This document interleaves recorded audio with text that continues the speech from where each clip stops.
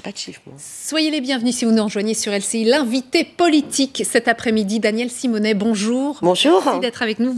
Vous êtes la porte-parole de la France Insoumise. On va commencer par des images. On s'en souvient tous, c'était en 2012 pendant la campagne présidentielle à l'époque. Voilà, Jean-Luc Mélenchon qui organisait un grand rassemblement place de la République, place de la Bastille. Il va y avoir un nouveau rassemblement samedi prochain. Ça veut dire que vous reprenez les mêmes recettes qu'en 2012 ? Ça veut dire que pour nous, la solution, c'est toujours le peuple. Écoutez, moi, le message que j'ai envie de donner, c'est vous en avez marre des affaires qui polluent complètement le débat des élections présidentielles et législatives. Eh bien, venez dès 14h, place de la Bastille, et nous irons ensemble jusqu'à la place de la République pour justement porter ce projet L'Avenir en commun pour une 6e République. Et le rassemblement, la marche se terminera par une intervention de Jean-Luc Mélenchon qui, en tant que candidat à l'élection présidentielle, est le seul à proposer justement la convocation d'une assemblée constituante pour que ce soit le peuple qui réécrive les règles du jeu de notre Constitution. Et alors, justement, Jean-Luc Mélenchon a parlé d'un rendez-vous crucial pour samedi prochain. Oui. C'est-à-dire crucial. Alors, c'est un rendez-vous crucial parce que cette mobilisation peut permettre justement à nous toutes et tous, citoyens, citoyennes, insoumis, pour plein de raisons diverses et variées, de pouvoir nous retrouver sur cet enjeu qui est que justement la politique revienne aux choses essentielles. Donc d'abord, face à toutes ces affaires, on veut une République irréprochable et on veut une Constitution qui permette véritablement au peuple d'avoir exercé sa souveraineté. Parce qu'aujourd'hui, vous voyez bien, je veux dire, quand on voit toutes ces affaires-là, elles sont extrêmement liées à la logique de monarchie présidentielle. Ça veut dire que votre 6e République préviendrait de toutes nouvelles affaires. Des affaires ne seraient plus possibles dans votre 6e République ? Il faut le permettre. Et il faut permettre qu'il y ait toujours un contrôle démocratique du peuple. Par exemple, comment est-ce possible qu'entre deux élections, les citoyens et citoyennes n'aient absolument pas leur mot à dire. Nous proposons par exemple l'instauration d'un référendum révocatoire. Ce qui veut dire que les citoyens, s'ils estiment à mi-parcours qu'un représentant, qu'un élu, quel qu'il soit, que ce soit au niveau municipal ou bien président de la République, s'il a manqué à ses engagements, il puisse y avoir un référendum révocatoire. Mais on propose aussi d'en finir avec la monarchie présidentielle. C'est-à-dire que cette assemblée constituante qui sera composée pour partie de citoyens, citoyennes tirés au sort et pour partie d'hommes et de femmes élus, mais qui n'ont pas exercé un mandat à l'Assemblée nationale, par exemple, parce que ça ne peut pas être les mêmes, sinon vous savez comme moi qu'on n'en finirait pas avec le cumul des mandats. Or, il faut en finir avec le cumul des mandats. Permettre à cette constituante de pouvoir définir les règles du jeu et qu'il y ait un vrai débat dans tout le pays. Parce que la question de nos institutions, c'est à la fois comment on se débarrasse, par exemple, du présidentialisme, comment on met en place vraiment du contrôle citoyen, mais c'est aussi comment on donne des droits sociaux beaucoup plus importants au niveau des salariés, dans les conseils d'administration des entreprises, contre les dictats des actionnaires, par exemple, pour que vraiment les salariés participent aux choix stratégiques. Mais c'est aussi inscrire la règle verte dans notre Constitution, inscrire des droits nouveaux, comme le droit de mourir dans la dignité. Je parle de ça parce que vous aurez samedi aussi un rassemblement de l'association que je salue pour le droit de mourir dans la dignité. Alors justement, sur les questions sociétales, on pourrait vous dire aussi qu'en appeler toujours comme ça au peuple, ça met aussi une pression, c'est-à-dire, je ne sais pas, si on prend 1980, la peine de mort, si on avait donné la voix au peuple, il n'y aurait pas eu l'abolition de la peine de mort en France. Ça peut être aussi à double tranchant, c'est-à-dire que si vous avez des convictions, si vous voulez aller au bout de votre politique, quelquefois vous ne pouvez pas, parce que le peuple ne peut pas être d'accord à ce moment-là. C'est pour ça qu'il faut aussi, bien sûr, un peuple éduqué, éclairé, et qu'il faut donner toute son importance aux questions, par exemple, d'éducation. L'éducation nationale doit être beaucoup plus valorisée aujourd'hui. Nos enseignants ne sont pas suffisamment valorisés, on ne leur donne pas suffisamment les moyens de pouvoir exercer le rôle essentiel de hussard de la République. Mais c'est aussi comment on émancipe les médias des intérêts privés. Si je reprends le programme du Conseil national de la résistance, il y avait au lendemain de 39-45 vraiment la volonté d'émanciper les médias de toutes les logiques de monopole. Et c'est important, et de faire en sorte que les comités de rédaction soient bien indépendants. Donc il y a aussi tout ce travail-là qui pour nous est essentiel. Vous voyez, la 6e République, c'est un programme global, mais c'est à cette marche samedi, nous allons aussi pouvoir parler de tout cela. Nous n'avons pas de République sans service public. Aujourd'hui, j'étais à un rassemblement pour défendre le service public postal, parce que vous savez qu'on ferme des bureaux de poste dans toute la France. Hier, j'étais au rassemblement des pompiers professionnels qui souffrent énormément de la baisse des effectifs et du fait que, à cause de toutes ces politiques d'austérité imposées notamment par l'Union européenne, mais à laquelle nos gouvernements successifs se soumettent, eh bien on leur dit c'est pas grave, on va vous remplacer par des volontaires. Or, c'est notre intérêt général qui est en jeu. C'est notre sécurité même. Il faut augmenter le nombre de pompiers sur le territoire. Et chaque jour, vous voyez un secteur professionnel qui est en souffrance. La semaine dernière, c'était le secteur des hôpitaux, où vous avez un nombre de suicides qui augmente. Parce qu'on ne leur met pas, on leur donne pas les moyens en termes d'effectifs humains de pouvoir faire leur métier. Et on a un chômage de masse à côté. Quelle aberration. Vous savez bien comme moi que pour les personnes âgées en situation de dépendance, il y a aussi un manque de place dans les structures qu'on appelle les EHPAD. Et bien souvent aussi un sous-effectif en termes de professionnels qui met nos aînés dans des situations potentielles de maltraitance institutionnelle. Il faut absolument se préoccuper de tout cela. Et pour ça, il faut un programme clair qui, notamment, assume la rupture avec les directives libérales européennes qui imposent tout cela. Et avec la candidature de Jean-Luc Mélenchon.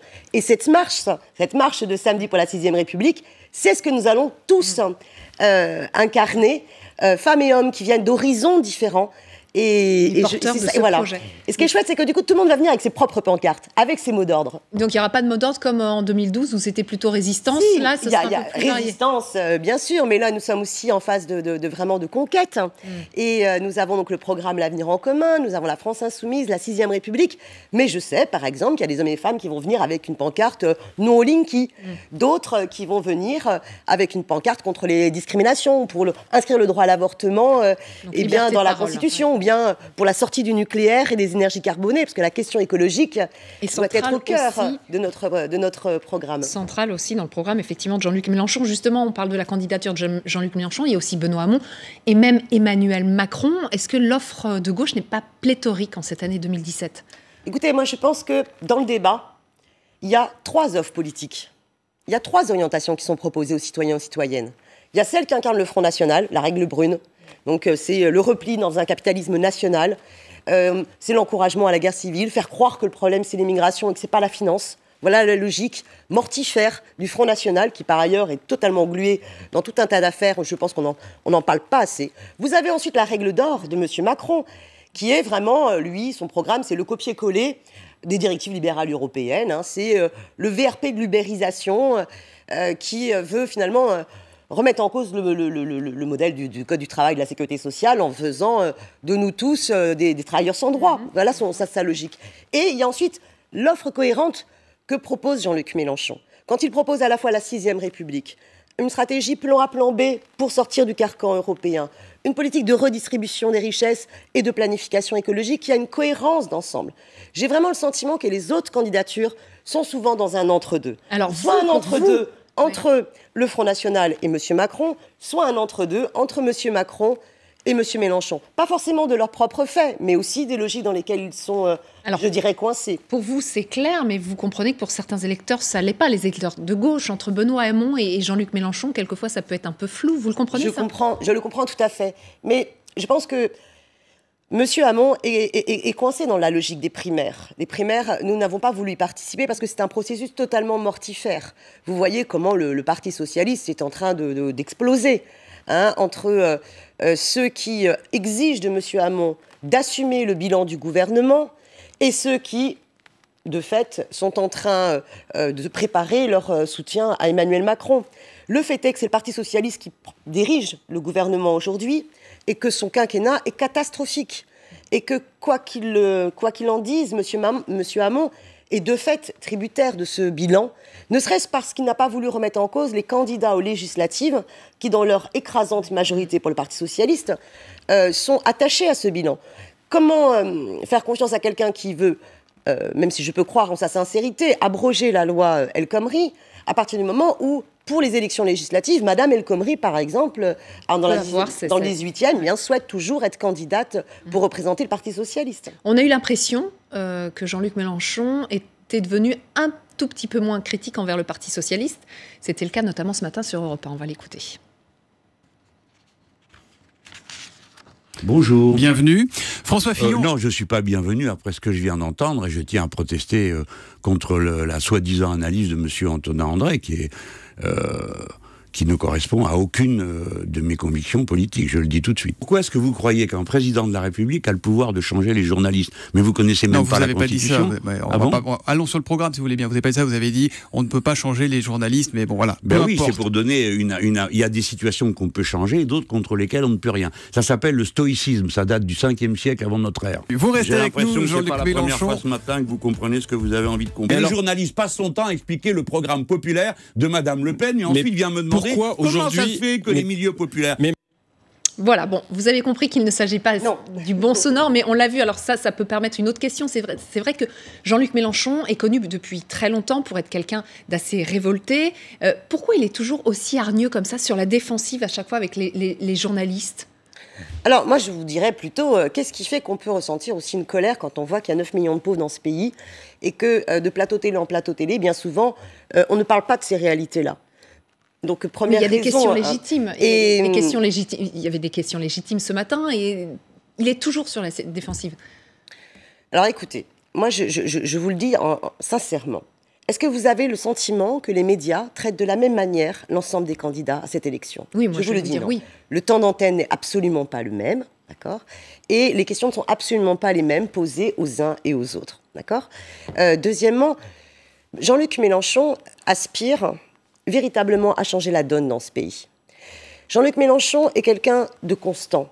En 2005, il a incarné cette victoire du non au traité constitutionnel européen, qui a été totalement bafoué par la suite.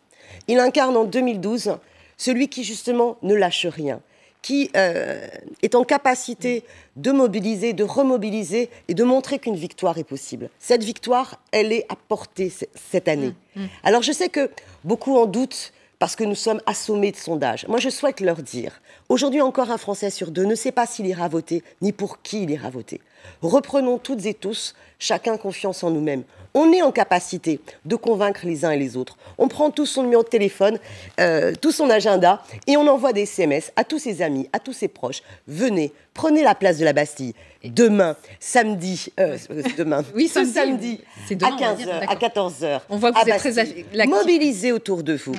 Il est possible de changer la donne. Il n'y a pas de fatalité. Il n'y a pas de fatalité si les dividendes reversés aux actionnaires ont augmenté de 40%. Il y a donc de l'argent. On peut le redistribuer. On peut augmenter les salaires. On peut défendre les services publics. Et il y a la possibilité d'organiser enfin une planification écologique qui prenne en compte notre intérêt général humain. Une réorientation globale est possible. Mais elle va dépendre de nous tous. Impliquons-nous. Et surtout, attention donc à l'abstention cette année. On a bien compris aussi ce message. Juste un mot, parce qu'on n'a plus beaucoup de temps, mais sur les socialistes. Donc ce matin, Jean-Luc Mélenchon a dit que si jamais il accédait au 2e tour, effectivement, qu'évidemment, il pourrait gouverner avec les socialistes. Bien sûr, mais pas toutes. Vous avez vu la distinction qu'il fait. Évidemment, on ne va pas gouverner avec une Marisol Touraine alors qu'on veut une vraie rupture sur l'hôpital, ni avec Madame El Khomri alors que l'on veut absolument abroger la loi travail. Et pas avec Monsieur Valls alors que l'on veut le retour de la retraite à 60 ans, 48, avec 40 annuités et sans perte de salaire. Avec tous les socialistes, exactement. Mais avec des socialistes. Exactement. Merci beaucoup Daniel Simonet d'avoir répondu à nos questions sur LCI. Restez avec nous, nous avons un autre invité politique juste après vous, c'est un candidat à l'élection présidentielle, Jean Lassalle. À tout de suite.